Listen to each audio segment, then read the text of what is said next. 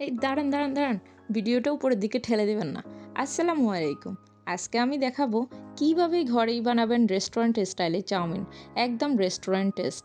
প্রথমে আমি soya sauce বানাবো। আমার ঘরে সয়া সস ছিল না। তারপর নুডলস সিদ্ধ করব।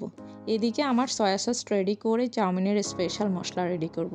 তো এখানে আমি চাউমিনের স্পেশাল মশলা রেডি করতে প্রথমত আমি সয়া সস দিয়েছিলাম, তারপর টমেটো সস, তারপর ম্যাজিক মশলা, তারপর কর্নফ্লাওয়ার আর পানি দিয়ে আমি ভালো করে নেড়ে একদম স্মুথ একটা পেস্ট বানিয়েছি।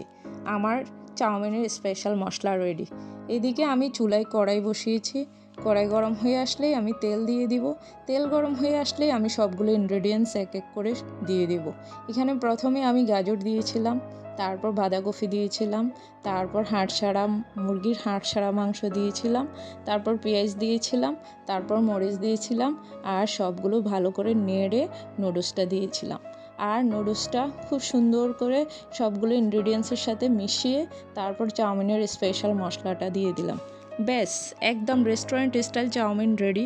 ঘরেই বানিয়ে ফেলুন আর কমেন্টে জানান কেমন লাগলো। ভিডিও ভালো লাগলে লাইক, শেয়ার আর ফলো দিতে ভুলবেন না। আল্লাহ হাফেজ।